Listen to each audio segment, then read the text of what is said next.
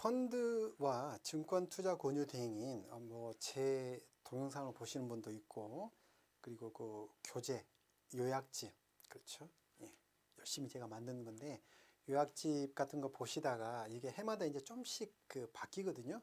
그래서 그런 부분에 대해서 좀 한꺼번에 좀 정리를 해드리고, 그래서 기존에 제 요약집, 제가 요약한 걸 보시거나 동영상을 보실 때 먼저 이것부터 좀 보시고 변경된 게 뭔지 한 번씩 체크하시면 그런 것들은 아무래도 시험에 나올 확률도 조금 높고 하니까 좀 도움이 되지 않을까 싶어서, 기본 크게 변한 게 없기 때문에 전체적으로 재촬영을 하지는 않고요. 이 부분을 먼저 말씀을 드리고, 그래서 공부하시다가 이 부분은 바뀐 부분이구나, 그리고 미리 좀 정리를 해 두시면 그 외에는 크게 바뀐 게 없을 거고요. 설사 좀씩 바뀌다 하더라도 이것 때문에 내가 합격을 못했어, 그거는 또 사실 맞는 말은 아니고요. 자, 그래서 이제 2020년에는 펀드는 거의 바뀐 게 없습니다. 그리고 이제 증권은 약간 조금 변경된 게 있는데, 변경된 사항하고 일부 제가 그 뒤에 있는 모의고사 문제들을 그거를 좀 바꾼 게 있어요.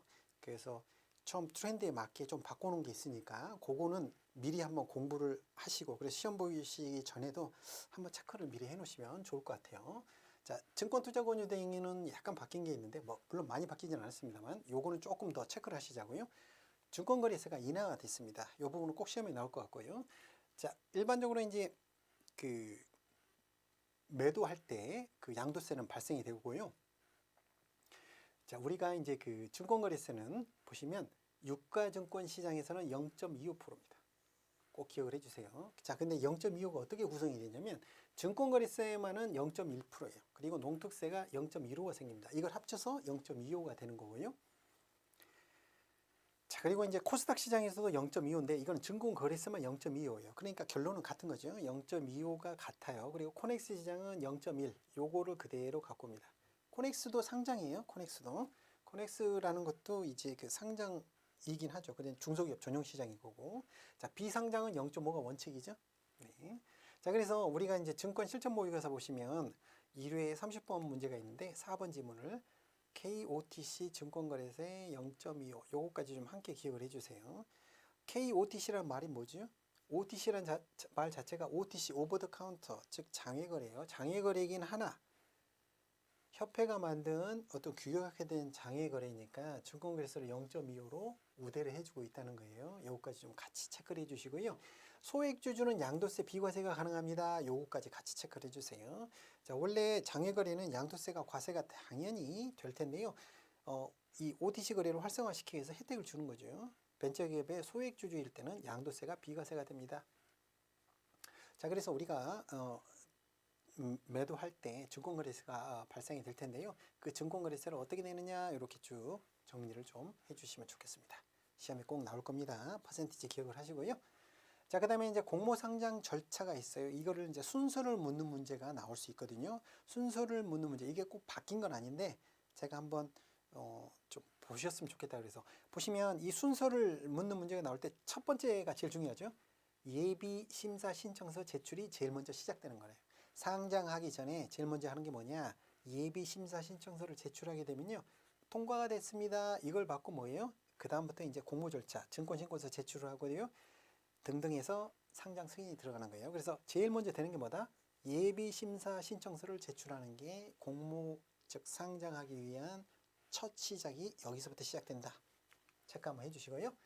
자, 그 다음에 이제 투자 비율. 이게 교재가 그 두 권으로 구성되어 있는데 뒤에 보시면 그 집합 투자 비율에 그 펀드 부분이 있는데 부동산 펀드 부분 파트에 그 40%라는 말이 나와요. 그러니까 무슨 말이냐?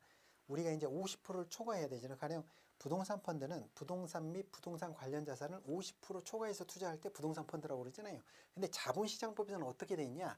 기본적으로 40% 초과가 돼 있고요.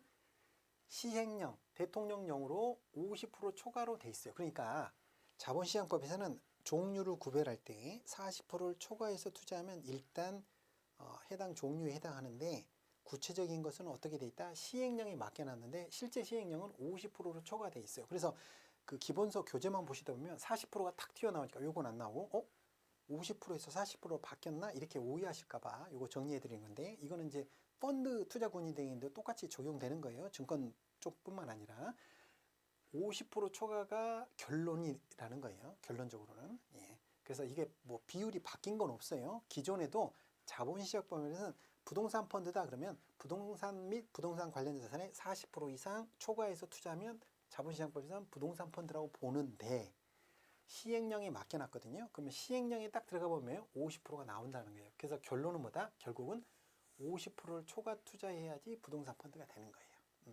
그래서 40%가 아니라는 거 혹시 헷갈리실까봐. 예. 그래서 이게 기존에 있던 거랑 뭐 바뀐 게 없으니까 책에 문구만 바뀌어 있는 것처럼 보이는 거지 바뀐 거 아니라는 거. 결론은 뭐다? 50%를 초과해야 해당 종류가 되는 거예요. 그러면 증권에 50% 초과 투자하면 증권펀드, 특별자산에 50% 초과하면 특별자산 펀드가 되는 겁니다. 자, 그리고 문제 1회 실전 모의고사, 그 제가 요약집 뒤에 실전 모의고사 했는데 60번 문제 증권투자 권유 대행 바꿔놨고요. 그러니까 문제도 기왕 바꾼 김에 같이 한번 풀어보시자고요. 자본시장법상 미공개 중요정보 이용 금지, 가장 바르지 않은 것은 무엇인가요? 그러면 이제 중요정보, 미공개 중요정보를 이용해가지고 주식 매매하거나 하면 안 되잖아요. 거기에 해당되는 자들은 예를 들어서 임직원, 직무를 관련돼 가지고 알고 있는 거죠. 내가 기획 업무를 하거나 연구 개발 업무를 하고 있는데 중요한 어떤 제품이 나온다는 거, 이런 걸 아는 걸 갖고 매매를 했다. 법인과 계약 체결, 예를 들어서 특허 소송이 있어요. 특허 소송을 하면서 이런 신박한 특허가 있었네, 뭐 이런 식으로 알게 될 수도 있겠죠. 내부자로부터 정보를 전해 들었어요. 그 사람도 해서는 안 되는 거고요. 다만 권리 행사 과정에서 알게 된 주주, 일반적인 주주는 해당이 안 되고요. 주요 주주가 해당이 돼요. 그래서 정답은 4번이 됩니다. 정답은 4번. 그냥 일반 주주, 예를 들어서 뭐 증자를 하거나 이럴 때 그 권리 행사 과정에서 알게 됐어요. 그거는 일반 주주인 거고요. 중요한 건 뭐냐? 주요 주주죠. 예. 다음 보시면요. 65번 문제, 이것도 바꿔놨으니까 한번 풀어보죠. 자, 적정성 원칙이 적용 대상이 되는 파생 상품 등. 그렇죠. 그래서 적정성 원칙 하면 제일 먼저 생각나는 게 파생 상품이었잖아요. 그러면 파생 상품인데 여기 이제 좀 더 구체적으로 들어간 거죠. 파생 상품 등일 때는 적정성 원칙이 적용되는데 그 안에는 뭐가 있나요? 봤더니 보시면 파생 결합 증권, 파생이 결합된 증권이라든가 50%를 초과해서 파생 결합 증권에 운용하는 펀드, 보시면 위험 평가액이 자산의 5% 초과인데 이게 10%예요. 이걸 실무적으로 파생형이라고 그러죠. 예. 그래서 정답은 일단 3번이에요. 파생 위험 평가액이 10%를 초과할 수 있는 펀드. 그 다음에 파생 상품 자체. 요게 파생 상품 등에 해당한다는 거예요. 조금 어려운 문제네요. 자, 그리고 이제 여기까지 보시고 한 가지만 더. 원금 보장형이 있죠. ELS인데 원금 보장형은 상관없어요. 원금이 보장되는 거. 예를 들어서 은행에서 파는 ELD라고 있죠. 이런 것들은 적정성, 왜냐하면 원금이 보장되기 때문에, 물론 파생이 섞여 있더라도 원금 보장되기 때문에 이런 거는 상관없다는 거예요. 그래서 원금 보장 제외죠. 그러니까 파생 상품 등이 포함되는 거예요. 자, 3번이 정답이고요. 1번 문제, 그 다음 문제 보시면 79번 문제도 바꿔놨어요. 요거 요즘 시험에 잘 나오는 문제니까 좀 봐주세요. 직무윤리과 관련해서 틀리게 소술한 건 뭐냐? 자, 기업윤리와 직무윤리라는 게 있는데 이게 혼용돼서 사용된다, 맞는 말이고요. 직무윤리는 미시적인 개념, 요거 좀 구별해 주세요. 직무윤리는 해당 기업에 근무하는 개개인에게 적용되는 미시적인 개념이고요. 기업윤리는 기업 전체에 적용되는 약간 거시적인 개념이다. 예, 요즘 시험에 잘 나오는 문장들입니다. 3번 지문 보시면요. 자, 그래서 기업윤리는 구성원 개개인들이 하는 윤리적 이것들을 구체화한 것이다. 이게 뭐예요? 기업윤리가 아니라 직무윤리를 설명하는 거예요. 그 해당 기업에 있는 개개인이 모두 이렇게 지켜야 되는 윤리적 행동과 태도, 이게 뭐다? 직무윤리라는 거지. 기업윤리는 뭐예요? 약간 거시적인 거죠. 구성원 전체에게 해당하는, 이런 말이 나와야 되고요. 직무윤리라는 말이 나왔을 때는 구성원 개개인에게, 이런 말이 나와야 돼요. 그래요. 그래서 3번이 정답. 그렇죠? 4번 한번 읽어보시면 되겠고. 자, 요거 시험에 잘 나오는, 요즘 잘 나오는 직무윤리 파트에서 체크 한번 해주세요. 자, 다음 95번 문제인데요. 자, 투자 권유 시 설명 의무에 대한 내용으로 틀린 것은 무엇인가요? 자, 1번 질문 보시면요. 투자 경험이 있거나 상품에 대한 수준이 높아요. 그러면 어때요? 간단히 설명해도 가능하다. 즉 모든 고객에게 똑같이 설명해야 된다. 이거는 사실 틀린 표현이죠. 왜냐하면 설명 의미를 보시면 고객이 이해하도록 설명해라 이렇게 돼 있잖아요. 즉 무슨 말이에요? 그 고객이 수준이 높으면 고객이 이해할 수 있는 수준이 금방 달성될 수 있겠지. 그렇죠. 대신 반대로 굉장히 초심자야. 그러면 어때요? 자세히 설명해야 되겠죠. 자, 그래서 투자 권유 시 상품의 법적성 및 위험도 등 상품 측면만을 놓고 설명하면 된다, 안 된다? 안 된다는 거지. 고객 측면을 고려해야 돼. 고객이 경험이 많은지, 지식이 많은지에 맞춰서 해야 되지. 당연히 상품이 복잡하고 위험하면 설명할 게 많겠지만 고객과 함께 경험과 이해도 등도 함께 고려해서 설명해야 되죠. 그래서 2번이 틀린 질문이 되겠습니다. 만을 이렇게 해서 틀린 거죠. 자, 그리고 이제 계속적 거래가 발생하는 단순한 구조, 계속 그 상품 구성 자체가 계속 리볼빙 되도록 돼 있다. 그럴 때는 처음에 할 때만 설명하면 된다. 외화 증권, 외화나 관련되는 뭐 해외 채권이다 이런 거는 당연히 환율 문제가 발생이 될 수밖에 없죠. 그러면 환율 문제를 해치했느냐, 해치하지 않았느냐. 해치하는 게 꼭 좋은 건 아니죠. 그렇죠? 환도 투자의 하나고 해치를 하지 않고 수익을 향유할 수 있는 방법들이 있을 수 있잖아요. 그러니까 중요한 건 뭐냐? 환을 해지했는지 안 했는지, 환율 위험이 어느 정도 있는지, 그 국가의 전체적인 변동성, 볼러틸리티는 어느 정도 되는지 이런 걸 다 체크하면 되겠죠. 그래서 정답은 2번. 그래서 여러분이 이제 실제 그 뒤에 있는 그 실전 모의고사 푸실 때 요런 문제들은 바뀌었구나 이렇게 생각하시고 기존의 동영상 보실 때 약간 틀릴 수가 있어요. 이 부분 그러면 그런 부분은 조금 양해를 해주세요. 자, 그다음에 이제 2회 실전 모의고사 13번 문제도 바꿔놨어요. 자, 투자자 예탁금 별도 예치입니다. 투자자 예탁금은 별도 예치하도록 돼 있잖아요.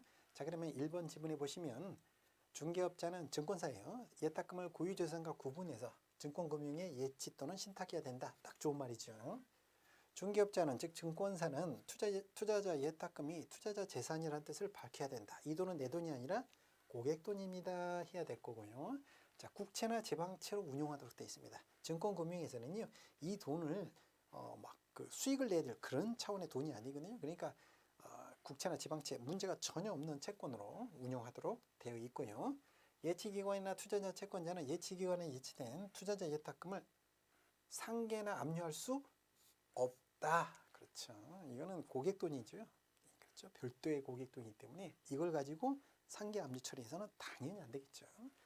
4번이 정답. 요거까지 좀 체크를 해주세요. 자, 마지막으로 이제 펀드 투자 권유 대행인 쪽에 바뀐 거 한번 좀 체크를 할게요. 펀드는 거의 바뀐 게 없어요. 바뀐 게 없고요. 기존에니까 그대로고 기존 기본서에 오류가 있었어요. 참 사실은 치명적인 거였는데 MMF 그 운용 가중 평균 잔존 만기가 사실은 그 전에 90일에서 75일로 바뀐 지가 한참이 됐는데 아직도 안 바뀌고 있었던 게 있었거든요. 근데 요게 이제 75일로 정상적으로 수정이 됐어요.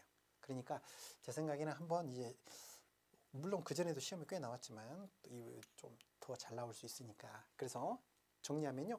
MMF 가중평균 잔존 만기는 며칠 이내? 75일 이내입니다. 꼭 기억을 해주세요. 자, 문제는 하나 정도 바꿔놨어요. 요즘 조금 잘 나오는 문제 중에 하나였기 때문에 실전 모의고사 2회 86번 문제를 바꿔놨는데요. 한번 보죠. 부동산 정책이 여러 가지가 있는데 시장에 직접적으로 개입하는 정책이 무엇인가요? 라는 문제가 나오면 여러 가지겠죠. 뭐 대출 비율을 조정한다거나 용도 지역 지구를 지정한다거나 개발 부담금을 징구한다거나 뭐 여러 가지 방법이 있을 때 분양가 상한제. 자, 이건 뭐냐? 가격에 직접 개입하는 거죠. 분양가를 이 이상은 받지 마 라고 탁 직접 개입하는 건 뭐다? 분양가 상한제. 그렇죠. 요거 요즘 좀 잘 나왔던 문제니까 요거 한번 체크를 해주시고요. 요렇게 해서 2020년에 좀 변경된 내용과 그 핵심 요약집에 좀 바뀌는 내용 한번 정리를 해드렸으니까요. 요거 시험 보기 전에 한번 또 체크하시고 들어가시고 혹시 교재가 약간 틀린 부분이 있구나 해서 이렇게 화내지 마시고 이렇게 미리 조금 안내를 해드렸습니다. 여러분 이제 꼭 합격하시고 현장에서 뵙겠습니다. 수고 많으셨습니다.